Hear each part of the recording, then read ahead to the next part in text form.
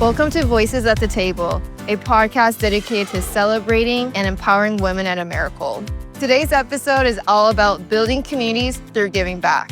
Joining us today is Colleen from Feed the Children. She's the Chief Growth and Strategy Officer, and we work together to fight hunger and defeat food insecurity. Also joining us is Leah from Girls on the Run, and they're a philanthropic partner for Women in Americold, and we work together to inspire young girls and instill them with confidence and connections.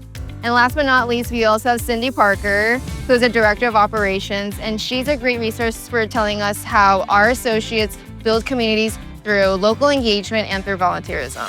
So I think it's important to expand our perspectives on giving back. What are some different ways of giving back, and how can someone start?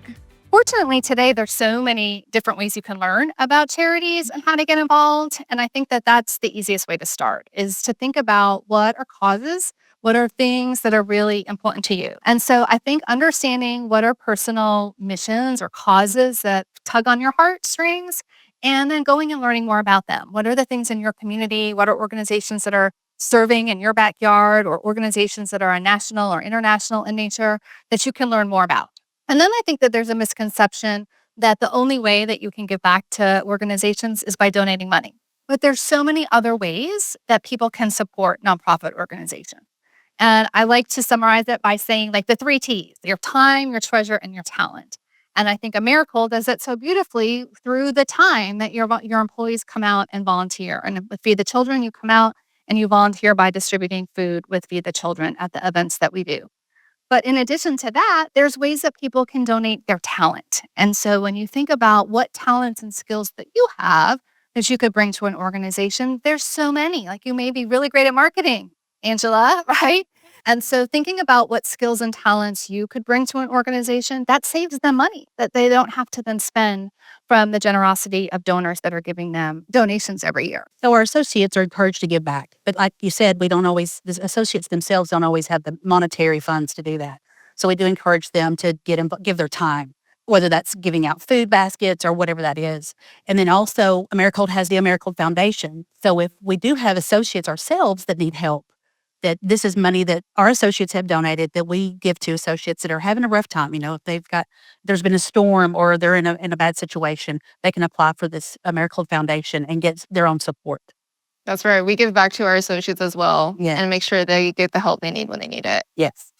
So something that we all talked about was that when it comes to giving back, there is no hierarchy.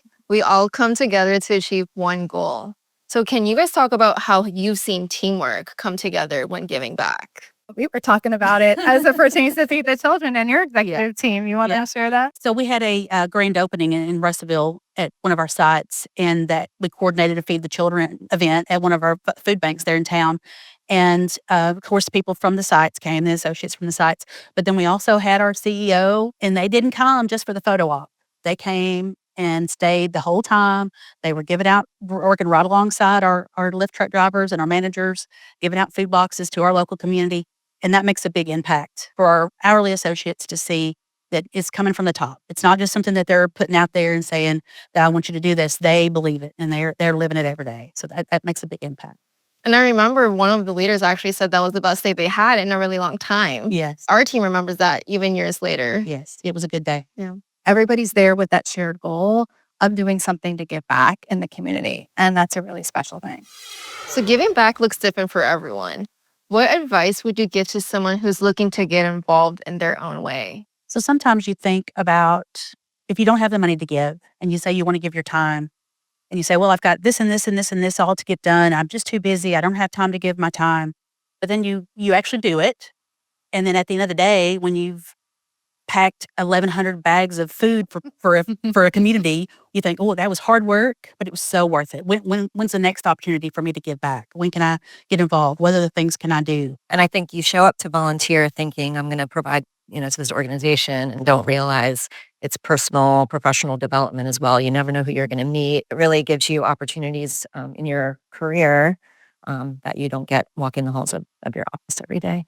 That's true. At a recent Atlanta Girls on the Run in December, we actually met a future marketing partner of ours at the event who was helping with the water stations. I think sometimes people too worry about the commitment. Like if I sign up to volunteer, oh gosh, am I going to be overcommitting myself? And I think organizations have so many different opportunities. Like you could go for half a day, you could go for a day, you could sign up for a longer term commitment. And I don't think that should hold people back from exploring and learning more about what types of opportunities organizations have, because there's so many different ways you can support an organization. Don't let that be a reason to not look into it. We're tiny, so I have 7 staff members. So I am HR, I am finance, I am development, I am facility. Many hats. Yeah, and so those thought partners, not only do we get thousands of volunteers to coach our girls, but maybe you're not available at 2:30 in the afternoon to go to an elementary school, but I could sure use a couple of hours of your time just as a thought partner to think about our financial situation or a forecasting model or our employee handbook, or you might have a skill that could really help a small or large organization. And you can do that on your own time. So actually it's brain freeze time. So this is where things get fun. So we have a game we like to call Brain Freeze, which is a speed round of fun questions. It'll be rapid fire. Are you guys ready? Okay. Okay. Colleen, morning person or night owl? Night owl.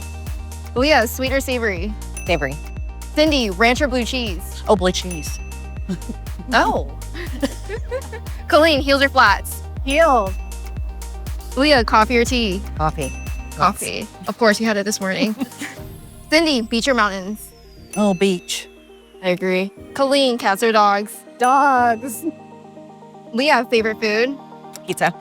Cindy, morning or night owl? Night owl for sure. Colleen, go-to karaoke song. Oh my goodness. This was hard. Oh, that's a hard one. Holiday, Madonna. Okay. Leah, football or basketball? Football. Cindy, cold weather or hot? Well, even though I'm in cold storage, it's hot. Okay, well, that is the rest of the cards. That's it. That was pretty easy, right? So thank you, Colleen, Leah, and Cindy for sharing your insights and stories today. Giving back isn't just about something that we do, it's about who we become in the process and the connections that we grow. Let's keep building communities together.